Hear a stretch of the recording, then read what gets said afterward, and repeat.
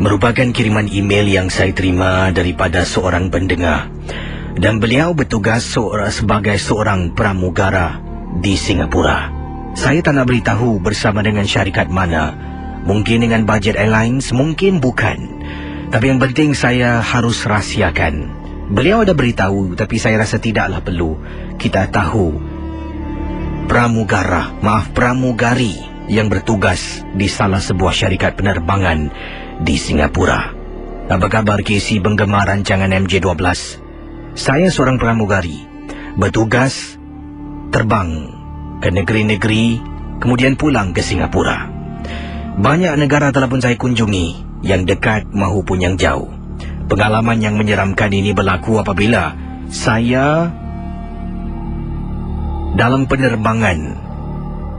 Para pendengar Ria 897, saya dalam penerbangan menuju ke Indonesia. Sally, pengirim kita, namanya Sally, menceritakan penerbangan di Indonesia memang dekat, tapi kami diberi masa berehat selama lebih kurang 4 jam. Dan ada bilik untuk kami berehat berdekatan dengan lapangan terbang ... Jadi bayangkan KC, saya dengan teman-teman ataupun dipanggil kru yang lain telah pun pergi ke hotel kami untuk beristirahat. Kawan-kawan yang lain semua nak bersukaria, nak pergi makan, ada yang sempat nak beli belah, tapi saya rasa penat terpaksa duduk di bilik hotel. Waktu tu sekitar 10 malam. Saya hanya seorang diri KC dalam bilik tersebut. Teman-teman pelawar saya beberapa kali, tapi saya kata saya penat dan saya perlukan rehat. Jadi setelah semua keluar, saya dalam bilik seorang diri, kata Sally. Tiba-tiba saya buka televisyen dan nak menonton lah. Saya channel hopping mengikut kiriman email yang dikirimkan pada saya. Saluran yang pertama, yang kedua, yang ketiga, macam itulah mungkin channel hopping. Dalam saya channel hopping ni, tiba-tiba saya ada menonton satu channel ataupun saluran. Saya tak ingat saluran apa, tetapi waktu itu saluran itu sedang menunjukkan satu dokumentari. Seolah-olah sama macam dokumentari yang pernah saya tonton melalui VCD di Singapura yang dipanggil NTT. NTT ni seolah-olah katanya lah, mungkin ada yang tak tahu tentang mereka berdepan dengan alam gaib, mencabar seseorang individu untuk mungkin bermalam di tempat-tempat angker yang seram ataupun memanggil makhluk-makhluk roh-roh yang telah pun pergi. Jadi inilah, beliau katakan, Sally mengatakan, dalam bilik hotel ni tiba-tiba ternampak satu rancangan di kaca TV seolah-olah sama serupa, tapi bukan rancangan NTT, macam NTT. Jadi beliau kata, ni saya seorang penggemar rancangan MJ12, sebab itulah saya tertarik dengan rancangan sedemikian. Wah KC, saya terus sandar dekat belakang katil ni, tarik bantal, tarik selimut, mula berikan perhatian. Tiba-tiba rasa macam tak seronok pula, sebab lampu bilik hotel tersebut terang benderang. Saya pun bangun.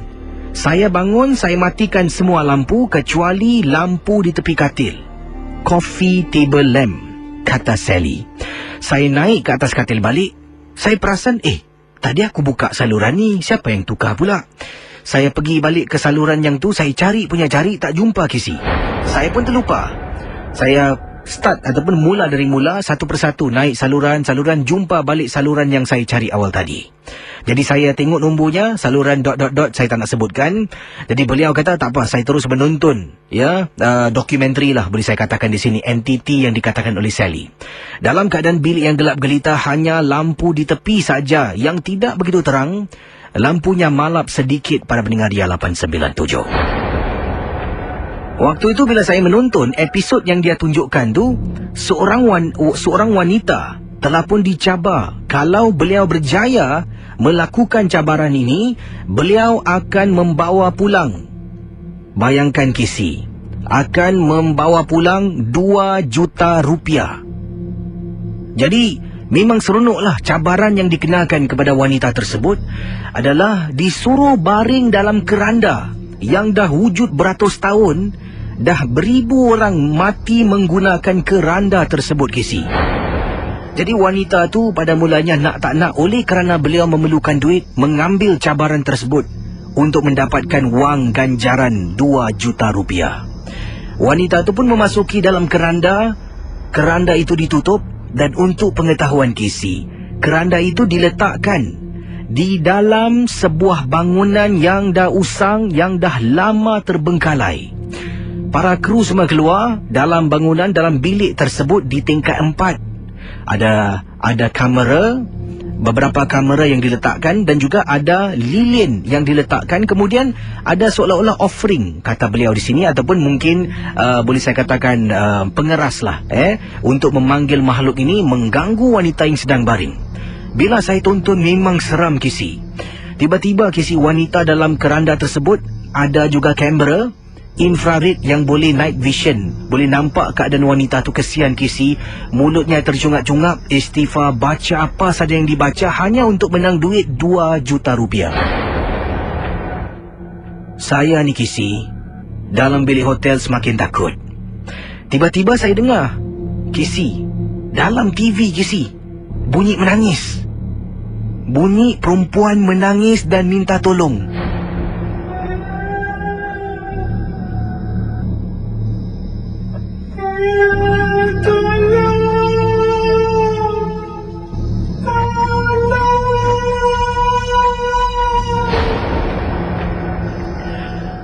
Wanita itu seolah-olah menggigil ketakutan. Kemudian terus potong dekat sana, masuk iklan. Alamak, dalam hati ni dah seronok-seronok menonton ni, dah ada penampakan seolah-olah suara hantu. Bila iklan, saya masih dengar lagi kisi suara orang minta tolong. Tolong, tolong.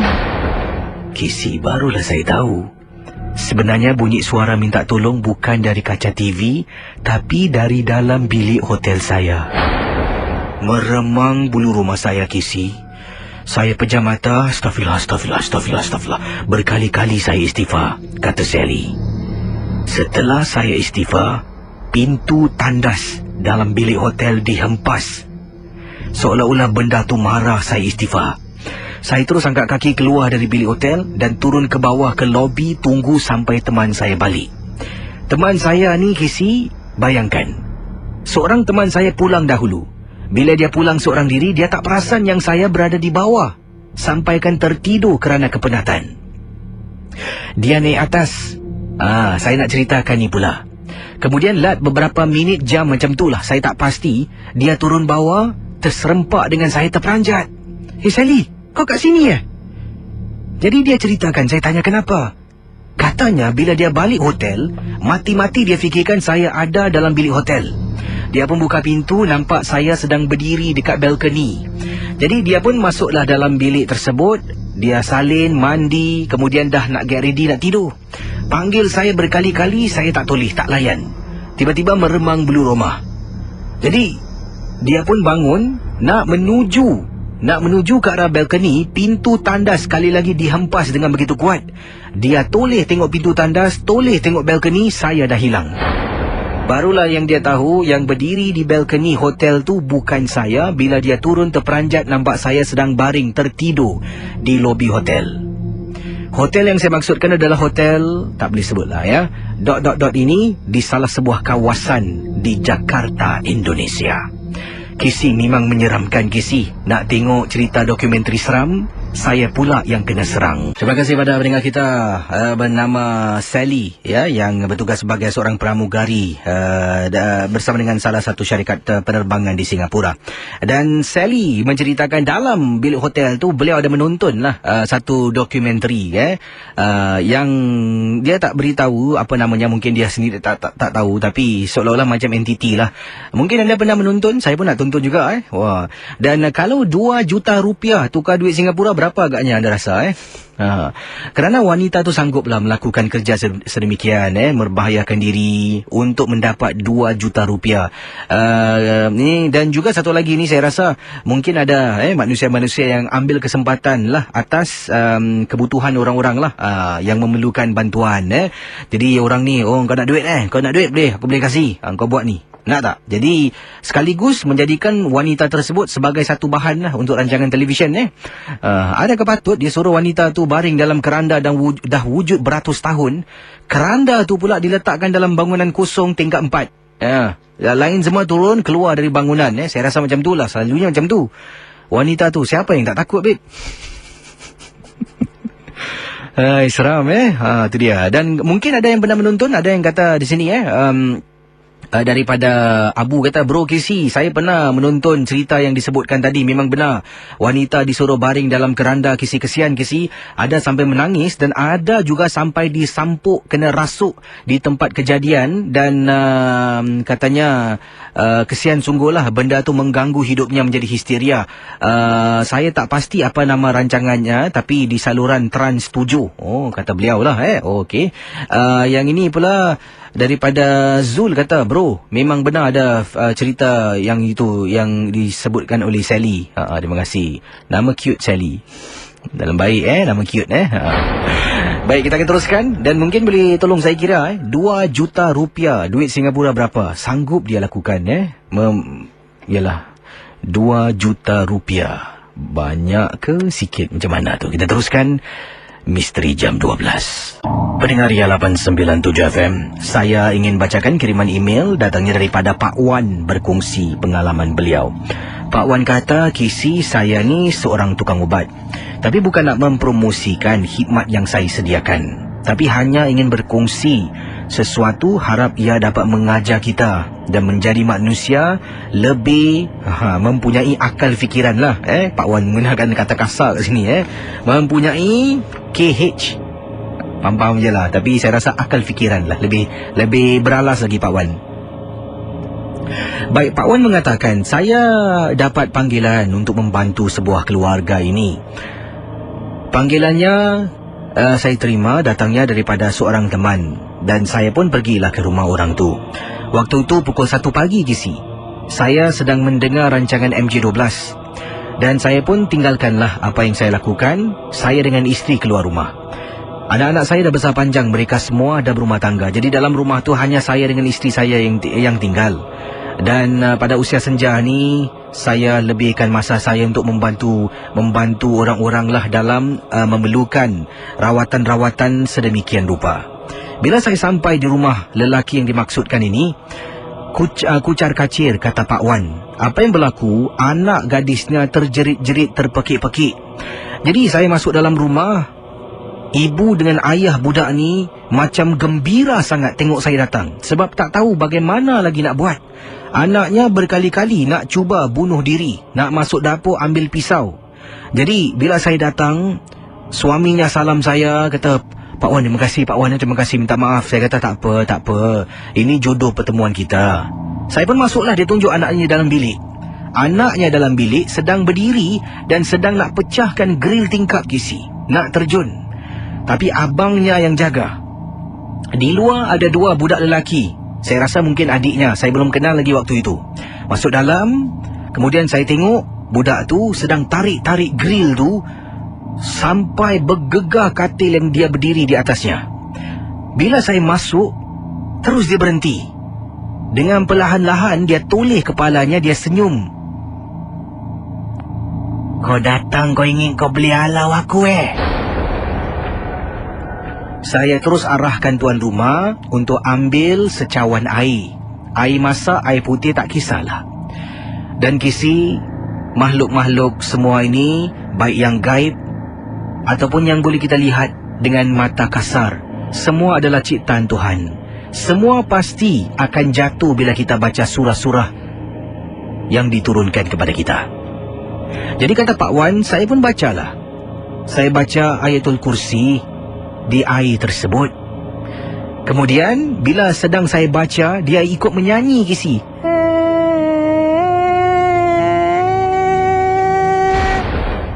Apa saya katakan? Saya kata pada ayahnya, awak diri sini, abangnya awak diri sini. Nanti bila saya baca, awak terus tahan dia, ya. KC, saya ambil air itu dalam genggaman tangan, terus saya merenjis ke arah budak yang sedang berdiri di tepi tingkapnya seolah-olah nak terjun diri. Kemudian dia meruntah, Kisi. Meruntah kepanasan. Panas! Panas! Barulah abang dengan bapaknya dapat menahan dia baring di atas katil. Saya ambil air tersebut, sapu di mukanya. Barulah dia mula nak berunding. Boleh ajak berbual, Kisi. Jadi dari situlah kita bertanya. Mula-mula kita tanya, nak keluar. Dia takkan keluar punya, Kisi. Jadi tanya. Akhirnya dapat tahu. Ada salah seorang dalam rumah ni telah pun ambil barang hak milik dia. Betul, Kisi. Jadi bapak dengan mak budak ni pun terkejut. Panggil satu persatu adik-beradik untuk tanya siapa yang anda ambil barang. Setelah lebih kurang setengah jam mereka bertanya, akhirnya adiknya mengaku. 2 hari lepas, dia dengan kawannya pergi adventure di tanah perkuburan. Mengambil kain yang diikat pada salah satu batu nisan di sana kerana dicabar oleh temannya. Dia kata tak ada apa-apa, balik tak kena. Hari berikutnya tak kena. Malam yang kedua lah baru kakaknya diserang. Kedatangan makhluk ini yang marah. Si abangnya ataupun si adiknya mengambil kain putih yang diikat pada batu nisan. Kesian, Kisi. Budak tu sampai tercungap-cungap apabila makhluk itu dapat dikeluarkan dari badannya. Saya ingin nasihatkan, kata Pak Wan, kepada semua pendengar. Kalau kail panjang sejengkal, lautan jangan hendak diduga. Kalau kita tidak diganggu, ini bukan bermakna keluarga kita juga tidak akan diganggu. Renungkanlah. Terima kasih, Kisi. Baik, ada yang kata di sini, Kisi, kalau 2 juta rupiah convert duit Singapura ni lebih kurang $300. Ramai katakan $300. Jadi bayangkan 2 juta rupiah tu masuk dalam rancangan seperti NTT ni. Saya tak pasti apa rancangannya. Ada yang kata kat sini, Kisi, di Indonesia ada satu rancangan yang macam tu, namanya Gentayangan. Maknanya roh-roh merayau atau roh-roh yang tidak tenang, dari Norita yang kirimkan message di Facebook. Terima kasih, Norita. Ada yang kata di sini, Kisi, 2 juta rupiah tu $300 Singapura. Nampak tu orang yang hidup susah ni nakkan duit $300 sampai lakukan kerja sedemikian. Jadi kita haruslah bersyukur dengan apa yang kita ada di sini. Bersyukur bukan bermakna kita boleh sit back, relax and enjoy the music, bukan. Bersyukur apa yang ada, tapi kita harus kerja lebih keras lah untuk kecapi apa yang kita impikan. Baik, yang ini ada kata, Kisi, rancangan Laviti. Okey, saya akan cuba cari. Sebenarnya saya nak nama rancangan tu yang dalam keranda tu orang baring tu, rancangan apa? Saya nak rancangan yang disebutkan oleh Sally. Sally pun tak beritahu saya apakah benar, dan anda boleh tak, kalau boleh post lah di Facebook saya ke, nanti saya nak tengok lah kalau boleh ada link di sana tentang wanita yang baring dalam keranda tu. Memang saya tak apalah. Kita akan teruskan. Dengar tadi macam orang buka pintu ada. Tak apalah, mungkin hanya satu hiburan saja. Baik, saya akan terus dengan kisah selanjutnya. Anda boleh hubungi saya, boleh SMS, dan sekarang ini saya akan baca SMS pula yang saya terima, yang dikirimkan dengan kodnya Club KLUB, jarak nama anda, kisah misteri anda, hantarkan ke talian 72346. Pencinta seni kata $290 je, Kisi. Nama juta, tukar Singapura 200 macam mana tu? Pendengar Ria 897, saya akan bacakan kisah daripada Nisa berkongsi peristiwa yang menakutkan. Dan Nisa ingin ketengahkan satu pengalaman, tapi ini bukan berlaku di Singapura. Perkara ini berlaku di rumah kampung. Nisa kata, sebelum saya berumah tangga, Kisi, saya tinggal bersama dengan atuk saya. Atuk saya di kampung lah, di seberang tambak. Katanya di sini saya ada masalah keluarga. Ibu tak dapat jaga. Saya duduk di Malaysia sampai usia saya 8 tahun. Barulah saya ke Singapura untuk tinggal bersama dengan makcik saya, bersekolah di sini. Jadi kata Nisa, bila berada di kampung, setelah arwah nenek meninggal ni, atuk saya makin garang, makin garang dan makin berahsia lah. Dan saya pula tak dibenarkan masuk ke dalam biliknya, kata Nisa. Sampailah satu hari, dipendekkan cerita dari kiriman SMS yang dikirimkan oleh Nisa. Saya nak mencari sesuatu. Kemudian saya ternampak bakul baju di dalam bilik atuk. Jadi atuk saya waktu itu tidak ada di rumah. Dia keluar pergi ke kedai. Dalam rumah tu hanya saya seorang diri saja. Nenek dah pun meninggal dunia kan Kisi. Jadi saya pun tak apalah ternampak bakul tu, sebab bakul tu berisi pakaian-pakaian saya. Waktu petang nanti saya nak keluar pergi mengaji. Jadi saya carilah baju kurung yang saya suka pakai. Rupanya ternampak dalam bakul, saya pun masuklah dalam bilik atuk. Sedang saya cari baju saya dalam bakul tersebut, saya terperasan sesuatu di bawah katil atuk. Saya pun menjenguk ke bawah katil, ternampak Kisi ada satu peti. Waktu tu masih kecil. Apa kita nampak yang pelik, pasti kita nak tahu kan? Jadi saya pun daripada misi nak cari baju kurung saya batalkan, terpanggil pula nak tengok apa yang ada di bawah katil, kata Nisa.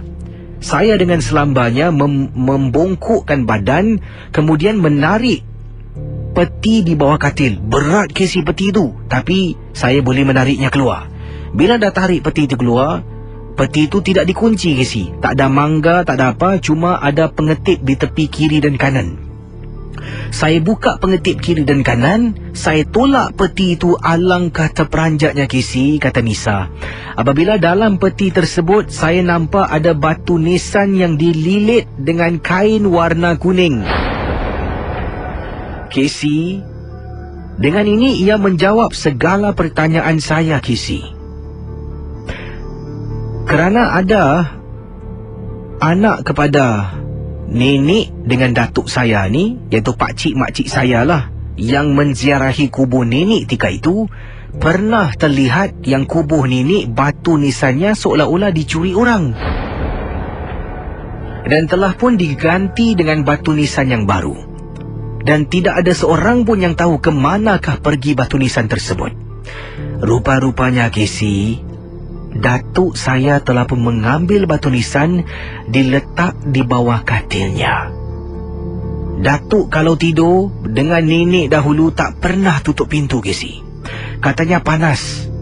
Tapi setelah pemergian nenek, kalau tidur malam tutup pintu, lebih berahsia, lebih suka bersendirian. Setelah saya nampak batu nisan tersebut, saya tutup balik, tolak bawah katil, dan saya tak beritahu sesiapa pun tentang hal itu. Sampailah Kisi, saya dah berumah tangga, saya ceritakan pada makcik-pakcik yang lain. Dan waktu itu atuk pun dah tak ada lagi, dah pun kembali ke rahmatullah. Terima kasih. Daripada Nisa, berkongsi pengalaman tentang mungkin tabiat atuknya yang menakutkan, simpan batu nisan arwah neneknya. Saya akan teruskan dengan pengalaman selanjutnya. Yang lain boleh cuba hubungi saya di 669-11897. Sebentar nanti akan saya jawab panggilan anda. Di sini ada seorang kakak namanya Malisa. Malisa kata, Malisa katanya di sini. Okey, kejap Baik, saya akan cuba kembali sebentar nanti sekejap saya cuba fahamkan apa yang dikatakan oleh Malisa ni. Nanti akan saya kembali, jangan ke mana-mana, terus bersama Misteri Jam 12. Baiklah, saya sebab Malisa kirimkan SMS ni banyak gunakan shorthand Jadi kalau saya terus baca tanpa saya periksa dulu, nanti tersekat-sekat.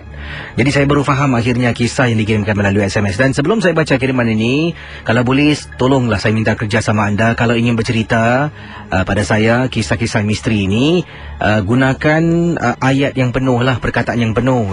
Jangan gunakan shorthand MGT lah, KP, KPM lah, macam-macam lah. Jadi kalau anda gunakan huruf ataupun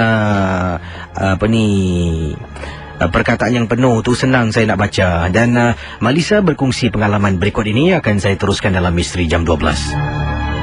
Selamat tengah malam kepada Kisi dan juga pendengar Misteri Jam 12. Nama saya Malisa dan Kisi tolong bacakan kisah yang berikut ini. Ini bukan kisah hantu, tetapi rumah saya ni betul-betul di tepi tangga.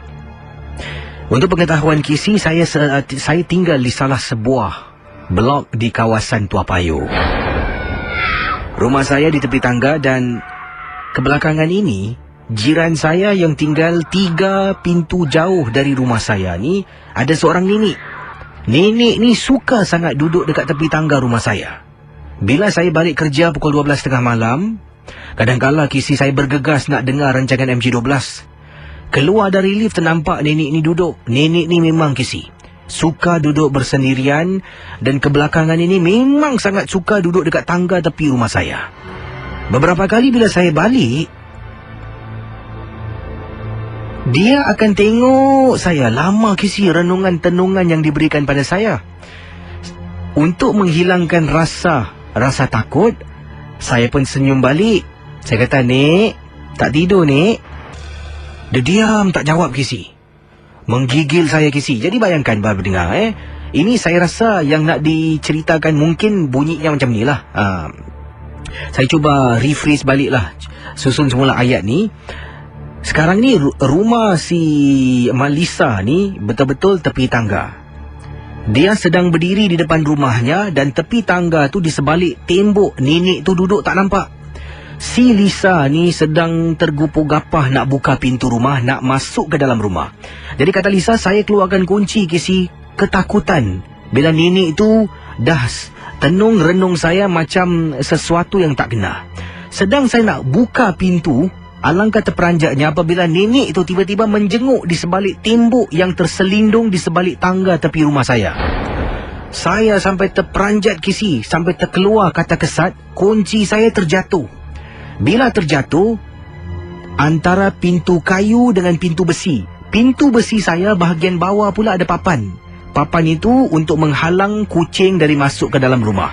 Sebab rumah saya pada hari-hari tertentu nanti ada kucing naik atas. Pernah masuk dalam rumah, jadi bapak saya pasang papan. Sekarang tangan nak masuk dalam tu antara pintu besi dengan pintu kayu susah kisi. Sebab sempit, sakit tangan saya dibuatnya. Jadi apa yang berlaku, nenek itu boleh bersuara. "Apa kau susah-susah? Kau suruhlah kawan kau kat sebelah tu ambilkan kunci kau." Terus saya pusing kiri, pusing kanan kisi, tak nampak orang. Nenek ni buat aku takut pula. Saya bangun, "Mak, buka pintu, Mak, Mak." Mak saya bangun, buka pintu, tanya, "Apa dengan kau?" "Buka pintu." Kemudian kata Lisa, mak saya buka pintu, saya masuk dalam. "Nenek kat tepi tu takut kau orang lah, Mak." Mak saya keluar tengok kat tangga kisi. Dekat tangga nenek tu dah tak ada. Yang hairan, baru beberapa saat sebelum saya masuk pintu, saya nampak dia berbual dengan saya. Takkanlah nenek yang uzur, yang tak boleh berjalan laju, tak boleh lari, tinggal 4 pintu jauh dari rumah ni, kata beliau ni, 3 pintu jauh dari rumahnya, boleh hilang sekelip mata. Sejak hari itu, bila saya bertugas balik malam, saya akan telefon mak saya, tunggu saya di bawah untuk jemput saya pulang ke rumah. Dengan ini juga kisi, boleh tak saya nak ucapkan terima kasih kepada mak saya bernama Hasna Mukhtar yang sedang mendengar juga Misteri Jam 12. I love you, Mak, very much. Itu dia, pengorbanan seorang ibu ni. Macam mana tu? Sekarang ini komen-komen yang akan saya bacakan melalui SMS ni. Apa ni, daripada Rizwan kata, "Kisi, Pak Wan nasihatnya memang baik. Pergi adventure, tangan jangan menggatal." Saya pun ada nasihat kisi kepada kepada timekeeper, tolong jangan jaga tepi kain orang. Kalau nak bilang-bilang waktu, senang. Kan lebih baik duduk. Tak apalah, Ni kasih orang marah je. Terima kasihlah pada anda, Ayolah. Kenapa orang benci sangat dengan timekeeper, Hairan, Okey, macam-macam kisah telah pun saya putar, apa dia ketengahkan. Ada kat sini, dari Zack Sheraton, Bendara Hotel Jakarta, KC. Hotel ni memang keras. Ia terletak dekat dengan lapangan terbang. Hotel ni berkonsep Bali, KC. Teman saya seorang pramugara pernah juga diganggu, KC. Dengar orang mandi di bilik air lah, bilik hotelnya. Dan bila dia periksa bilik air itu tiada apa-apa, tetapi ternampak beberapa helai rambut panjang yang kasar di lantai bilik tersebut. Yang ini daripada Murniati berkongsi, katanya, apa khabar Kisi? Khabar baik. Saya ingin berkongsi satu peristiwa yang menyeramkan berlaku apabila saya dengan suami memandu di sekitar kawasan Old Upper Thomson Road. Sebenarnya kami daripada Adam Road pergi makanlah Kisi nasi lemak. Selepas makan nasi lemak waktu tu, suami ajak pusing-pusing. Itu pun malam, bukan malam sangat, 8 lebih malam kalau tak silap saya. Jadi bila suami pandu nak pulang, suami gunakan Thomson Road lah, naik ke atas tu. Bila sampai dekat jalan, suami tanya, awak nak tengok tak Old Upper Thomson Road yang Kisi pernah ceritakan beberapa kali dalam MJ12? Jadi saya pun kata, boleh juga bang, mana? Kat depan sikit. Jadi sampai depan tu, suami terus masuk selekor dalam Kisi. Belok kiri lah, masuk dalam. Pada mulanya saya pun kata, tempat ni okey bang, tak seram je. Bila suami dah masuk lagi dalam, Kisi, bulu roma mula meremang. Yang paling menyeramkan, Kisi, pada malam tersebut, tak tahulah datang dari mana, ada seekor, saya rasa macam burung angsa ataupun itik, terbang melintas depan kenderaan suami begitu laju, tapi saya tahu itu seolah-olah seperti seekor itik ataupun burung angsa warnanya putih. Kemudian saya tengok suami, saya kata, bang, nampak tak bang? Tu lawak, mulut cabul sangat kan? Suami saya pun takut. Dan Kisi memang benar, bila dah masuk dalam sangat, nak keluar macam jauh sangat Kisi. Saya ni tiba-tiba tersenyap pula. Mulut komat kamit baca apa yang tahu. Kemudian Kisi, saya kata pada suami, jangan balik rumah dulu. Takut benda tu ikut. Kami singgahlah kedai makan dekat kawasan Yishun 24 jam untuk hilangkan rasa segan dan seram. Terima kasih dan selamat tengah malam. Ria 897. Kisah kakak kita tadi, siapa nama kakak tu?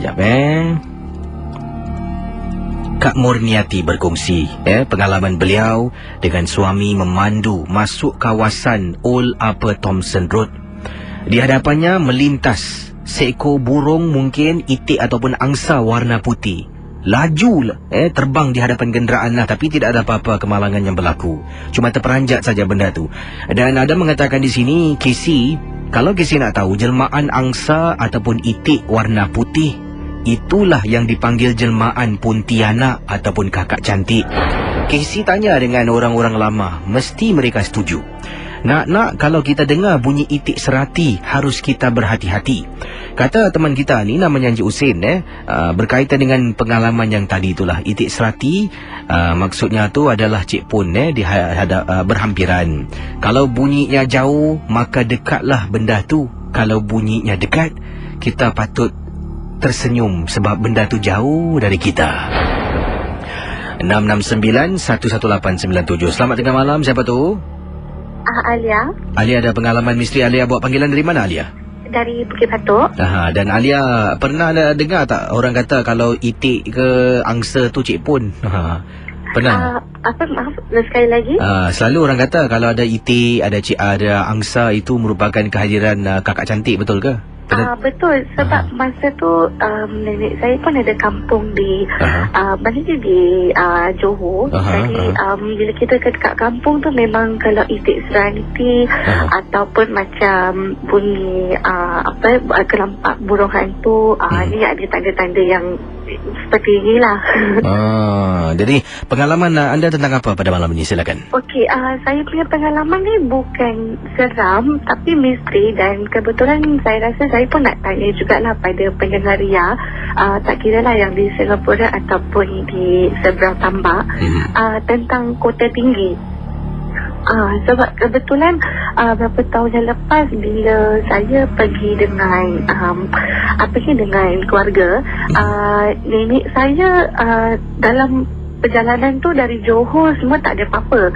Tapi bila sampai di Kota Tinggi, dia muntah-muntah. Lepas tu dia badan dia macam tak sedap, rasa habis macam-macam berlaku lah kepada nenek saya lah. Jadi baru dia teringat waktu yang berapa tahun tu, dia kata mungkin dia terkena pada sumpahan yang keturunan ketujuh Sultan Mahmud Mangkat di Julang tu, yang masa berlaku di Kota Tinggi tu. Jadi lepas tu beberapa tahun kemudian kita dah lupa kan, dan kita pergi lagi Kota Tinggi, nenek saya kena lagi macam tu. Kena gangguan, habis kena sakit tiba-tiba pening. Walhal daerah masa kita kat Johor, dekat daerah-daerah kampung tu semua tak ada apa-apa. Bila kat Kota Tinggi je berlaku keadaan seperti itu. Jadi nak tahulah adakah ini sebenarnya tentu berlaku pada keturunan ketujuh darah bintang, yang siapa jatuhnya pada keturunan ketujuh akan menghadapi ini semua kalau ke Kota Tinggi. Sebab tak tahu sebab diorang cakap kebetulan Suria pun ada menyiarkan yang makan story ni, rancangan tu, rancang Sultan Mahmud Mangkat di Julang. Katanya kalau sumpahannya tu terjatuh pada orang yang keturunan ketujuh, yang kesimpulan tu datang ke Kota Tinggi akan mengalami ni semua. Saya tak tahu ni secara kebetulan ke atau memang sumpahan tu benar-benar terjadi. Dan perkara ni berlaku Casey, bukan macam macam mana tadi, macam secara tiba-tiba betul-betul sebab kalau kita pergi ke Malaysia kan, pasti kalau kita ke bandar, mana-mana bandar mesti dia kata selamat datang ke sekian-sekian, selamat datang ke sekian-sekian kan. So bila sampai ke di pintu gerbang selamat datang ke Kota Tinggi, terus on the spot nenek saya macam lain lah. Lain tu macam mana tu? Macam dia mula berdiam ke, dia mula gelisah ke? Mula-mula dia diam. Lepas tu perbualan dia macam tukar, macam marah-marah je. Lepas tu muntah-muntah, lepas tu pening, lepas tu dia diam all the way. Lepas tu muntah-muntah, demam, lepas tu sepanjang perbualan tu marah-marah bila di tanah Kota Tinggi tu. So saya tak tahulah ni sebab dah 2 kali kena kan. Yang dulu kena dalam masa tu saya rasa dalam 8 tahun lah. Lepas tu lepas 8 tahun kita terlupa kan. Kita pergi lagi bawa dia ke Kota Tinggi. Kan Kota Tinggi kan tempatnya cantik kan. So kita pergi lagi, kena lagi. Dan tak tahu ini secara kebetulan ke atau memang betul-betul sumpah si Sultan Mahmud Mangkat di Julang tu memang betul. Sumpahannya siapa jatuh sampai 7 keturunan kalau datang ke Kota Tinggi akan jadi macam ni lah. Jadi boleh katakan nenek anda tak boleh jejak lah kawasan Kota Tinggi tu kan? Saya. Jadi kalau ada pendengar yang kebetulan memang tinggal di Kota Tinggi ke atau tahu ni kan, boleh jelaskan. Terima kasih ya. Okey, terima kasih Eli. Kembali. Okey, bagaimana dengan tu? Mungkin ada juga tarikan-tarikannya di sana, tak tahulah tarikan macam mana kalau ada mungkin pernah dengar ataupun pernah mempunyai dalam situasi yang sama seperti teman kita, neneknya tu tak boleh masuk lah satu kawasan ni kawasan tu kebetulan di Kota Tinggi. Masuk je akan bertukar sikapnya lah macam tiba-tiba pendiam, tiba-tiba marah macam itulah. Dan mungkin ada tak anda di antara anda pernah dengar kisah yang sama. 669-11897. Okey, yang ini dari Kak Rina. Kisi tolong. Banyak tolong kongsi kisah kakak pindik je Kisi. Betul tak panjang.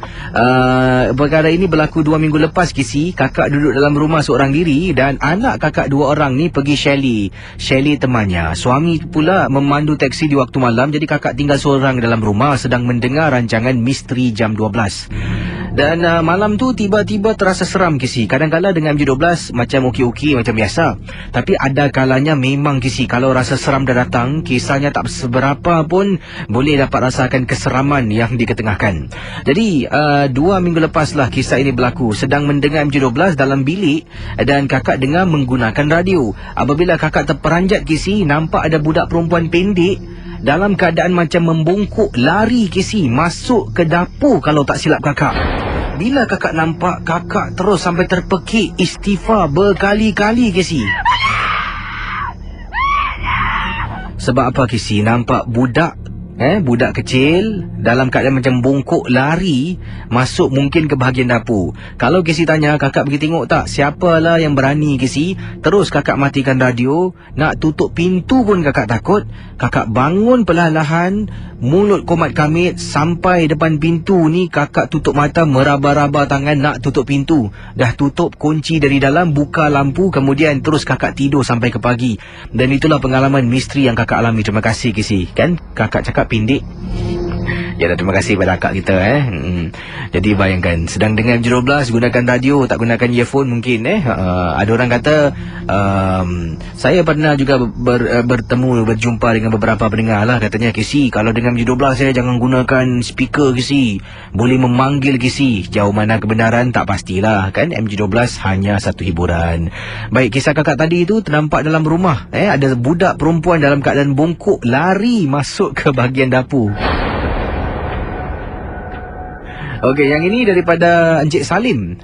Kata Encik Salim, apa khabar KC? Khabar baik. Saya ingin berkongsi satu peristiwa. Ini berlaku di rumah kampung kakak ipar saya. Waktu tu saya dengan isteri, dengan anak-anak, ada beberapa adik-beradik telah pun ke sana pada hari Khamis malam Jumaat. Dan sebenarnya hari Sabtu tu ada kenduri lah, upacara persandingan. Ramai-ramai turun gotong royong KC. Anak saudara kami KC bersanding di kampung, ramai-ramai lah turun memeriahkan lagi suasana.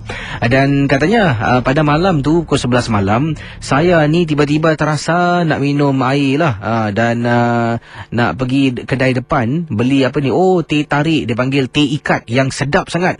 Jadi saya pun ambil kunci, saya keluar tanpa beritahu isteri sesiapa pun lah. Alah, pergi sekejap, kedainya pun bukan jauh daripada rumah ni. Nak keluar pergi ke main road betul-betul dekat kedai tu memakan masa kalau memandu kereta dalam lebih kurang 15 hingga 20 minit. Jadi malam tu gelap, saya pun buka lampu high beam. Bila saya sedang memandu KC, alangkah terperanjatnya apabila depan saya KC buah kelapa jatuh betul-betul depan kereta, nyaris jatuh atas kereta dan kemek kereta saya nanti. Jadi saya pun tekan brek. Saya cuba keluar dari kenderaan, tengoklah kalau ada terkena tayar ke, terkena bumper ke. Jadi syukur alhamdulillah. Bila berdiri depan kenderaan, saya tengok dekat dalam kereta, tempat duduk belakang KC bukan satu tapi anak beranak tumpang kereta saya. KC betul anak beranak saya nampak tumpang kereta saya, duduk tempat belakang. Siapa yang nak pergi duduk balik KC? Saya tanya KC, kalau KC ada nampak macam tu, apa KC buat? Kalau saya cabutlah Jadi saya pun tinggalkan kenderaan. Saya tak berani KC, saya lari balik. Nasib baiklah jarak daripada kereta saya berhenti ke rumah yang saya tinggalkan awal tadi lebih kurang jauhnya dalam 800 meter. Saya lari lintang pukang dalam keadaan malam gelap gelita, kampung tu pula tidak bercahaya. Nasib baiklah ada kenduri kahwin, nampak juga cahaya lampu yang terang benderang dari jauh. Tercungap-cungap saya lari dibuatnya. Kemudian katanya salah seorang penduduk kampung tu lah, seorang pakcik ni nampak saya. Dia tanya, dah kenapa dengan kamu? Saya tunjuk kereta saya dekat sana, tercungap-cungap. Dia kata, kamu ternampak sini aku tolong kamu. Saya jalan dengan pakcik tu pergi ke arah kenderaan saya. Dalam perjalanan saya tanya, pakcik tahu apa yang saya nampak? Tahulah, dekat sini dulu ada kemalangan. Kereta ni masuk dalam parit, anak beranak mati kat sini. Sejak hari itulah, sesiapa yang bukan penduduk sini kalau lalu seorang diri mesti akan ternampak. Jadi pakcik tu akhirnya jadi kawan saya. Kami keluar beli minuman di luar, kemudian masuk balik ke dalam kampung. Itulah pengalaman yang menyeramkan berlaku pada diri saya. Terima kasih KC. Okey, di sini ada nampaknya anda boleh hubungi saya 669-11897. Tapi sebelum tu KC, tanah Johor tanah berdaulat. Kota tinggi adalah kota yang lama. Masih ada istana gaib yang dikatakan terdapat di sana. Ada satu jalan ni, jalan misteri KC. Katanya jika masuk di sana tak beri salam, seseorang itu boleh sesat. Pusing-pusing-pusing, tempat yang sama juga. Untuk pengetahuan KC dari Azah di Bukit Panjang. Oh, ya ke? Yang ini daripada Encik Salim. Encik Salim mana? Ni Salim yang lain Tadi Salim S-A-L-I-M, ini Salim S-A-L-E-E-M. Kata Cik Salim ni, KC, tentang kota tinggi ada satu jalan. Okey, ni katakan di sinilah. Jalan tu kalau seseorang yang masuk dan tak tahu jaga tata tertib, yang antaranya tak beri salam, buat bising, buang air kecil sembarangan, orang itu akan diganggu. Mungkin benda akan ikut rumah ataupun akan dirasuk, dan yang paling dahsyat sekali, orang tu akan sesat, hilang dalam alam gaib. akan disembunyikan untuk beberapa lama, sekian lama, kemudian barulah dilepaskan. Di sana juga banyak kali ada anak-anak yang hilang pada waktu-waktu petang kerana dibiarkan begitu saja bermain seorang diri. Dan kata Encik Salim lagi, bila ibu dengan ayah mencacah cari tak jumpa Kisi. Akhirnya 2 hari kemudian jumpa budak tu sedang tidur di bawah salah satu pohon berdekatan dengan kawasan hutan Jalan Misteri yang disebutkan. Di teman kita ni kata, Casey ada satu dokumentari ataupun macam cerita paranormal lah Masih Dunia Lain. Ini ada link sinopsisnya. Terima kasih pada anda yang kirimkan. Ada satu tadi kata gentayangan, yang ini Masih Dunia Lain. Di YouTube juga ada, Kisi, boleh tonton. Yang ni daripada Safura kata, Kisi, saya tak ingat lah sebab banyak sangat cerita paranormal saya tonton di YouTube. Tapi memang benar, ada satu cerita tu, seorang perempuan ni telah pun diberikan tawaran ganjaran 2 juta rupiah, which is equivalent, cakap putih nampak akak, 300 duit Singapura. Wanita tu sebenarnya memerlukan duit tersebut untuk perbelanjaan keluarga. Jadi kumpulan ini telah pun memberikan tawaran kalau dia boleh tidur dalam keranda yang dah wujud beratus tahun, diletakkan di dalam bangunan kosong yang dah usang berpuluh tahun katanya di sini. Kemudian kalau dah selesai satu malam tanpa dia rasa takut, tanpa dia give up, akan dihadiahkan 2 juta rupiah. Memang sedih Kesi melihat orang-orang yang miskin yang memerlukan ini dijadikan bahan untuk entertainment. Jadi kalau nak derma pada orang, membantu biarlah dengan cara yang elok. Itu dia. Masing-masing lah macam mana nak buat. Jadi adakah anda rasa lah dengan memberi ni Casey usaha apa, nak dapat duit kena usaha. Orang ni usaha dia usaha dan kemudian usahanya adalah baring dalam keranda Saya nak tengok lah betul nak tengok reaksi wanita tersebut bagaimana agaknya. Kesian dalam bangunan. Kalau saya tanya anda lah, ini tanya soalan yang sama ni, situasinya sama, situasinya macam dikongsi oleh Sally awal tadi. Dia terlampak satu dokumentari paranormal ni. Anda disuruh tidur dalam keranda. Keranda tu diletakkan di Hospital Lama Changi dalam mortuary. Anda nak buat tak? Kalau nak buat, berapa tawaran tu?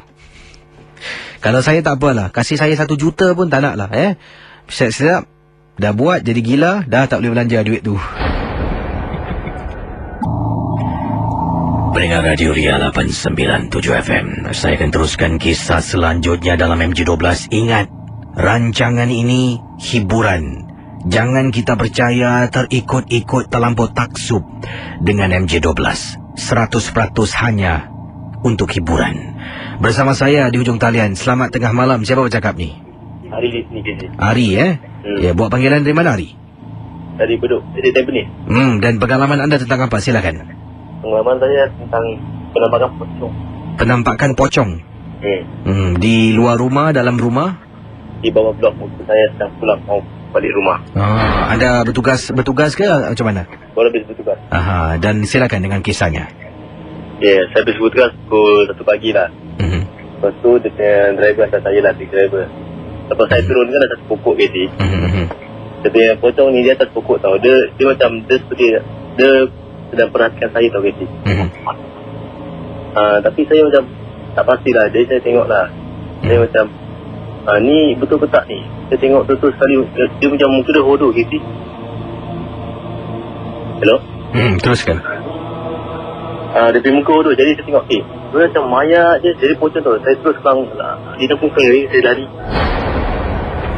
Jadi saya mau tahulah apakah benda yang sembunyi dalam di pokok tu, ada pocong ke atau dah bangsa penanggal? Anda nampak susuk tubuhnya atau nampak mukanya saja? Saya nampak susuk tubuhnya dan mukanya. Jadi benda tu seolah-olah melihat merenung ke arah anda lah. Ya, betul gitu. Terima kasih Okay, sama-sama. Selamat malam. Selamat malam. Silakan 669-11897. Yang ini daripada Nik Rogayah. Oh, sedap nama Nik Rogayah. Nik Rogayah kata, Assalamualaikum Kisi. Waalaikumsalam warahmatullahi taala wabarakatuh. Nenek ni tak tahu SMS, tapi suruh cucu kirim. Maklumlah, cucu pun dah habis periksa sama-sama dapat dengan MJ12. Kisi, 2 tahun yang lalu nenek pernah duduk dengan seorang menantu. Menantu nenek ni tinggal dekat kawasan Teluk Belanga. Sekarang ni dah tak duduk situ lagi, Kisi. Sebab setelah gangguan ni berlaku, nenek semakin takut nak tinggal dengan menantu lah, tika itulah.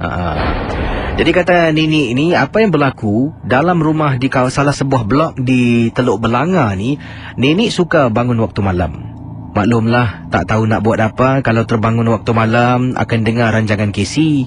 Kalau rasa takut, matikan radio, tak boleh tidur, duduk dekat dapur, minumlah air, kadang-kadang cecah dengan biskut, kata Nik Rogayah. Jadi pada satu malam ni, nak dengar Misteri Jam 12, tetapi takut Kisi. Cucu pula tak ada. Terpaksalah tak boleh tidur malam, pergi ke dapur, bancuh secawan air Milo, kemudian keluarkan satu biskut, cecah sambil tu makan, duduk.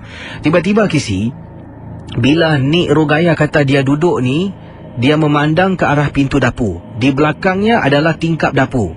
Sedang duduk makan ni, dengar bunyi macam tek, tek, tek, tek beberapa kali di belakangnya.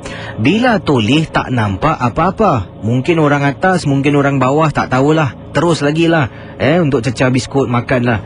Jadi sedang duduk lagi ni, kata Nik Rogayah ni, dengar lagi tak, tak, tak, tak. Jadi bila nenek terus bangun, nenek ni dah tak nampak sangat. Tengok pusing belakang, tak nampak, tak perasan apa-apa. Bila bangun semakin dekat dengan tingkap, baru perasan dekat tingkap tu macam ada benda sedang memerhatikan nenek dari luar tingkap. Dan Kisi, rumah menantu nenek tingkat 7. Macam mana kalau ada orang pun boleh diri gitu tinggi? Bila nampak Kisi, dengan segera nenek angkat air, letak dekat sinki dan kemudian masuk ke dalam bilik, lelapkan mata. Itulah pengalaman. Tak tahulah apa benda. Dan kata Nik Rogayah lagi, gangguan ini berterusan menghantui nenek. Jadi apa yang berlaku, nenek pun mintalah dengan menantu untuk tukar rumah yang lain, tinggal bersama dengan mereka. Terima kasih bagi anda memilih Ria 897 sebagai stesen hiburan, stesen informasi anda. Ada kata macam-macam kisah pada malam ini. Dan ada yang suka dengan kisah-kisah pada malam ini. Siapa ni? Liza kata, wah Kisi, lagu ni mengingatkan saya sekolah mendengar dulu Kisi, thanks for the memory. Okey, terima kasih juga pada anda. Yang ini kiriman-kiriman daripada pendengar-pendengar kita. Ada yang kata lagu tadi kental apa. Tak apalah, lagu kental ke tak kental, tetap lagu tu ada kenangan, memori pastinya. Ingat, setiap lagu tu ada sejarahnya. Ada yang suka lagu ni, ada yang suka lagu tu. Biasalah, ni zaman-zaman budak-budak kan. Yang ini daripada pendengar kita. Okey. Katanya Kak Pa ni, terima kasih kerana putarkan lagu dari Backstreet Boys. Akak suka dengan kumpulan ni. Itu dia. Dan yang ini pula daripada siapa ni? Fas. Tentang keturunan itu benar Kisi. Lain keturunan, lain pantang. Kalau family nenek saya dilarang makan pisang yang warna merah, pisang tanduk mungkin, dan tak boleh ke Gunung Ledang. Kalau langgar mereka akan muntah-muntah dan badan akan terasa lemah dan panas. Thanks daripada Fast. Okey. Yang ini pula kiriman-kiriman yang lain. Pendengar kita berkongsi Lily dah baca awal tadi. Yang ini dari siapa ni? Dari Juwita kata, Kisi ingin mengingatkan pada okeylah tak apalah. Baik, saya buka talian 669-11897. Yang ini daripada pendengar kita Nur. Kisi, boleh tak minta tolong Cik Ladies tentang rambut dalam mulut? Saya nak type tapi susah nak explain melalui SMS. Boleh tak kalau Kisi telefon? Alamak, sekarang ni baru saya ternampak SMS anda ni. Boleh kirim email pada saya lah. Sebab sekarang pun dah tak sempat ni saya nak hubungi anda, sebab ada banyak kisah ni sebenarnya dari SMS ni. Dari Nora katanya ada hal menghairankan dan aneh tak biasa dialami. Nak minta bantuan lah. Cik Kadir terangkan tak. Okey, katanya tak mau, tak apalah, jangan singgung dengan perasaan orang. Nak type SMS tak mampu. Ini suruh lagi call Oh, ni orang sama ni. Yang ini daripada abang Wan kata, apa khabar Kisi, khabar baik. Saya ingin berkongsi satu peristiwa berlaku di tempat tugas. Saya ni bertugas sebagai pengawal keselamatan dan menjaga salah satu pusat bowling di Singapura. Kalau hari-hari biasa pusat bowling tutup pukul 1 pagi, dan kalau pada hujung minggu, khususnya hari Jumaat, hari Sabtu, tutup pukul 3 pagi. Pernah sekali tu perkara ini berlaku pada hari Isnin. Hari Isnin walaupun tutup tutup pukul 1 lah, tapi tetap tak ada orang Kisi, tetap kena tunggu juga pukul 1 barulah boleh close shop ataupun tutup kedai, kata Abang Wan. Dalam bowling alley tu yang ada cuma saya, satu orang technician, dan juga dipanggil front desk, orang yang jaga kaunter lah. Yang nak pinjam kasut, yang nak bayar, semua dia uruskan. Jadi front desk ni sedang duduklah tunggukan pelanggan datang nak main bowling. Sejak pukul 10 malam dah tak ada orang lagi. Orang balik dah datang-datang. Jadi terpaksalah saya duduk dekat technician room saya ni. Saya duduk dengar radio. Kemudian bila bosan tu saya keluar. Bila nak keluar tu, saya pergi ke front desk lah, nak berjumpa dengan orang yang bertugas lah, iaitu seorang budak Cina ni. Jadi saya keluar daripada technician room, berjalan nak menuju ke arah ke depan. Kemudian saya nampak budak Cina tu jalan masuk ke satu lagi bahagian pintu lah. Saya dekat lane paling ujung 24, budak tu masuk lane nombor 1, pintu belakang. Aku nak cari dia, dia cari aku pula. Jadi saya pun masuk balik lah dan jalan di belakang bowling alley dekat mesin tu. Sedang berjalan, saya tengok, tadi dia masuk, mana pula budak ni? Saya tengok, tak ada kiri kanan. Sampai saya jalan ujung lane nombor 1, keluar pintu, tak terserempak pun dengan dia. Kemudian saya jalan pergi kaunter, saya tengok budak tu, Kisi punya sedap, dia tidur Kisi dalam office. Dengan aircon lah dihidupkan. Jadi saya pun kejutkan dia. Nama dia Kelvin, tanya, just now you go behind lah. What? Dia marah saya. No, just now you got go behind not? No lah, I sleeping, you cannot see lah. Marah saya Kisi. Dan kemudian saya terfikir, siapa pula lelaki yang jalan, saya nampak dia jalan di belakang bowling alley. Oleh kerana saya rasa takut nak balik dekat technician room saya duduk dekat front desk tu sampailah tutup kedai pukul 1. Itulah pengalaman saya. Terima kasih Kisi. Baik, silakan 669-11897. Bersama saya di ujung talian. Hello, selamat pagi. Hello.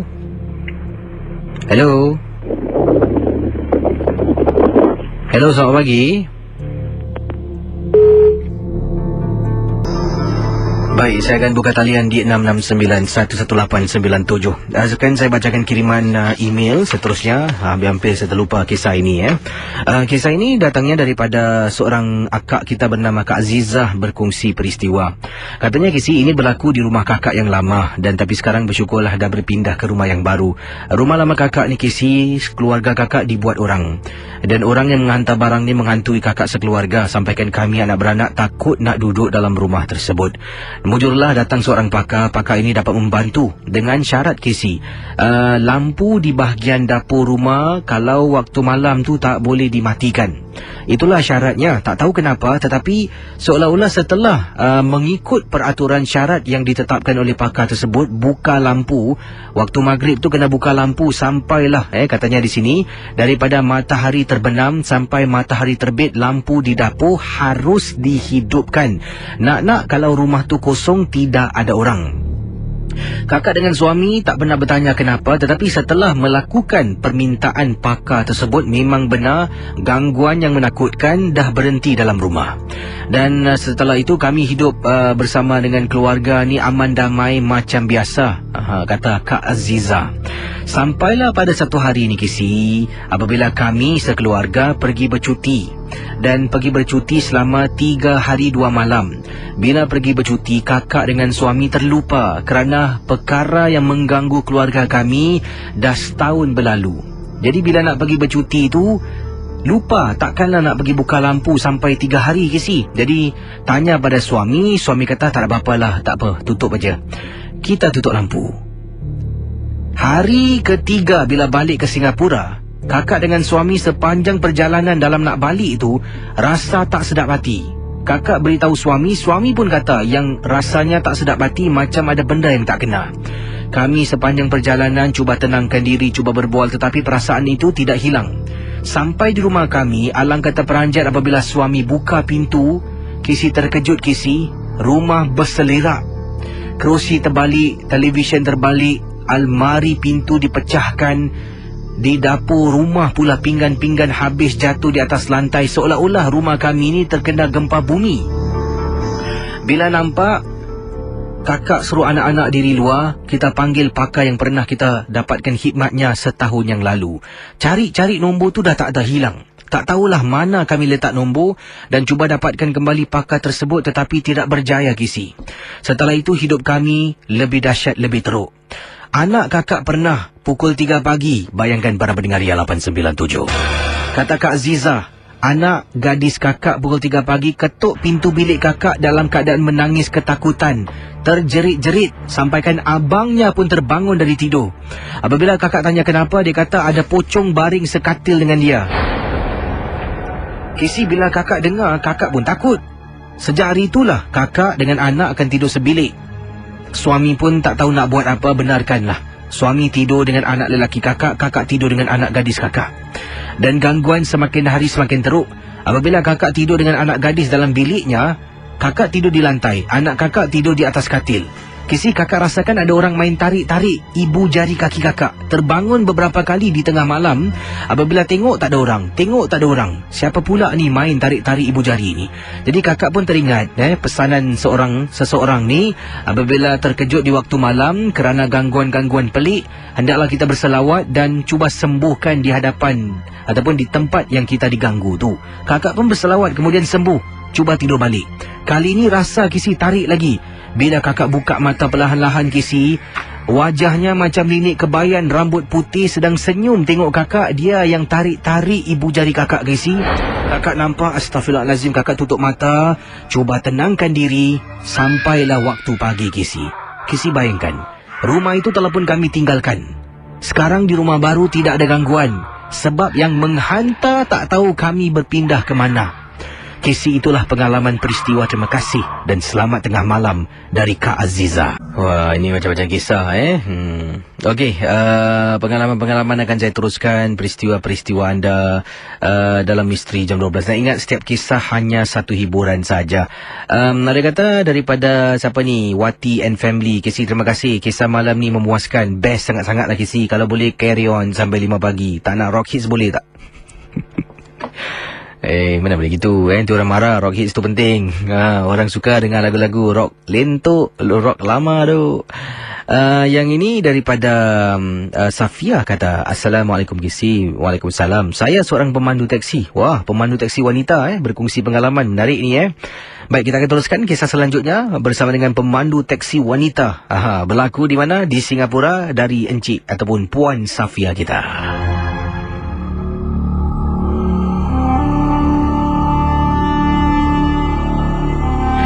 Katanya Puan Safia, saya seorang pemandu teksi dan Kisi, saya seorang ibu tunggal.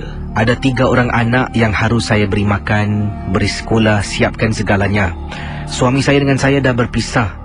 Jangan cakap tentang suami lah. Memang seorang lelaki yang tidak berguna, nafkah pun tidak diberikan. Oleh kerana itu, saya terpaksa bekerja keras. Dan kata Puan Safia, saya ada lesen memandu. Dan oleh kerana tidak ada kemahiran lain, tidak ada jalan lain, cara lain, saya mendapatkan lesen memandu teksi. Saya punyai teksi saya sendiri. Tapi hanya memandu di waktu petang sahaja. Waktu malam ada relief driver yang akan ambil alih tempat saya. Dan saya pernah bergaduh dengan relief driver saya atas sebab-sebab tertentu lah. Jadi relief driver tak dapatlah teruskan khidmat dengan saya. Saya terpaksa Kisi pandu teksi daripada pagi sampai ke malam, kemudian sambung lagi tanpa henti setiap hari. Sampailah satu kali ini merupakan hari yang keempat, kata Puan Safiah tak silap saya, memandu teksi di waktu malam setelah saya ni bertugas seorang diri. Saya ingat lagi, teksi saya ni ditahan oleh seorang penumpang lah, merupakan pakcik tua. Pakcik ni mengarahkan saya. Bila saya tanya nak ke mana, dia katakan yang dia nak pergi ke Boon Lay. Jadi pakcik ni duduk di belakang, saya pun pandulah pergi ke Boon Lay. Saya menjemput pakcik ni dari kawasan Chua Chu Kang. Chua Chu Kang nak pergi Boon Lay. Dan kemudian apabila saya nak masuk di Lebuh Raya, pakcik ni kata, jangan jalan sini, boleh tak awak jalan dekat jalan yang ni? Saya terperanjat. Pakcik ni nak jalan gunakan jalan dekat tanah perkuburan. Katanya lebih cepat sampai kalau jalan expressway lambat sikit. Oleh kerana saya tengok pakcik ni pun okey lah. Dia katanya taklah nak mencuri, nak merompak saya ikutlah permintaannya. Saya pandu kisi melepasi polis akademi yang baru. Dan kemudian makin dalam, makin masuk, makin seram. Dan kemudian jalan di hadapan masjid tentera, masuk lagi dalam tanah perkuburan kubur Kristian. Bila sampai dekat situ, saya pun pusing belakang. Saya pun nak ajak berbual lah sebab dah mula rasa seram. Bila saya toleh kisi, di teksi saya di belakangnya tak ada orang. Kisi, waktu tu hanya Tuhan saja yang tahu perasaan saya. Saya kuatkan semangat, ingatkan anak-anak yang nak dapatkan rezeki ini bukan senang. Saya terus sepanjang perjalanan ingat anak, ingat Tuhan dan bacalah apa yang saya tahu sedaya yang saya mampu. Sampai dekat Boon Lay, saya terus berhenti teksi saya tepi jalan, pergi ke kedai kopi berdekatan dan tenangkan perasaan diri saya. Sejak hari itulah saya berusaha mencari relief driver untuk memandu di waktu malam dan Alhamdulillah jumpa seorang relief driver yang boleh bekerjasama dengan saya. Terima kasih dan selamat tengah malam dari Puan Safiah, seorang pemandu teksi wanita. Okey, macam-macam kisah yang ini daripada apa ni? Sulaiman kata, apa khabar Kisi? Selamat tengah malam. Kisah malam ni cukup best dan lebih best lagi kalau Kisi balik.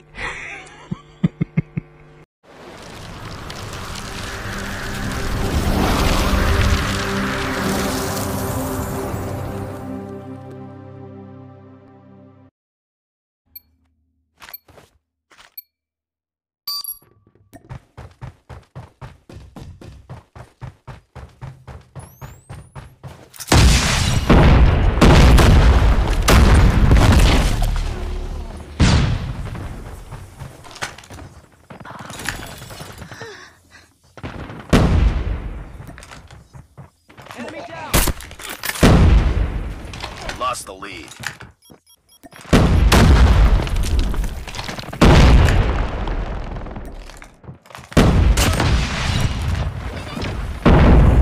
Bekerjasama adalah lebih baik daripada bersaing.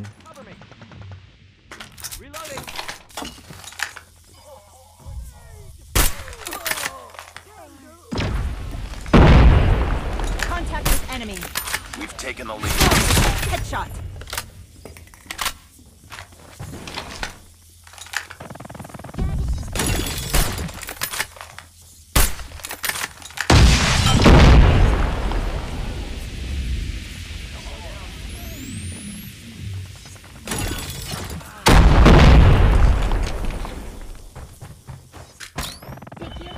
We've taken the lead.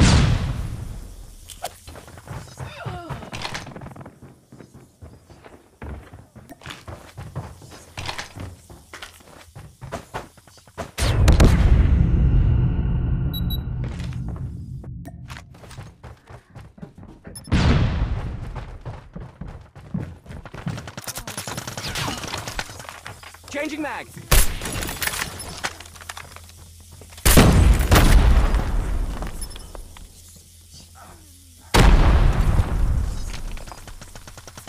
We've taken the lead. Changing mag. Cover me.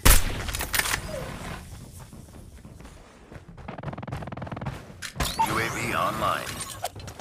Enemy contact. Winning this one.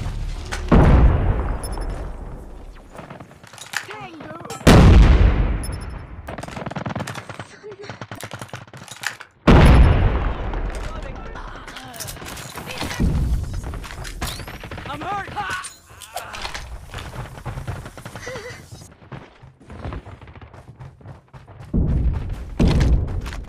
They're hurting. Keep fighting.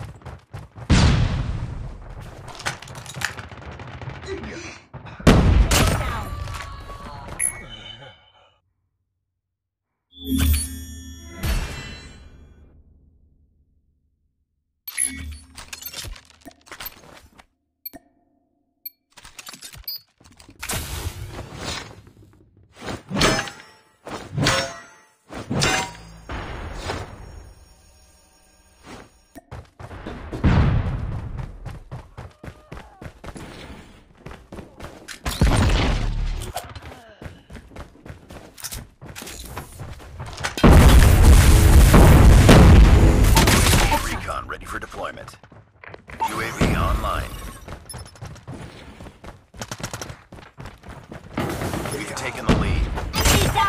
Shock RC is ready.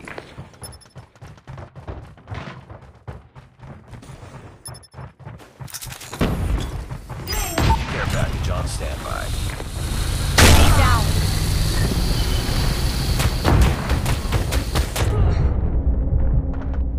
Friendly Shock RC is coming.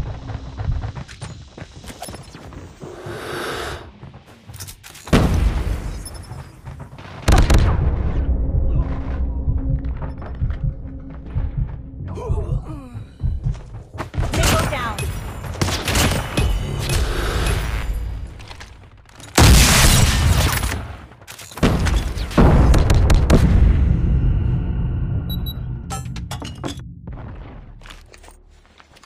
Care package inbound. We've taken the lead.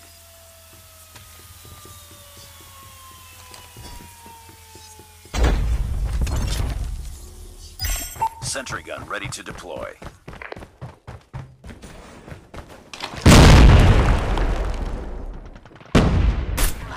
UAV online. Heads up, team. Enemy UAV spotted. Objective almost complete. Keep it up. Friendly care package inbound.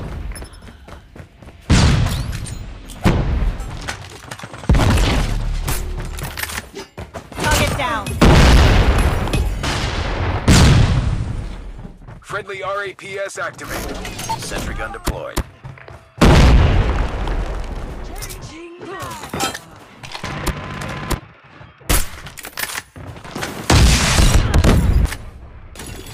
We're almost there. Keep it up.